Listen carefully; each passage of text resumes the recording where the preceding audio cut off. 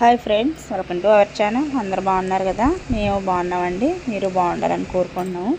నేనైతే dress cutting అయితే చూపించాను కదండి, అలాగే పైన బాటం కూడా స్టిచ్చింగ్ కటింగ్ కూడా చూపించాను.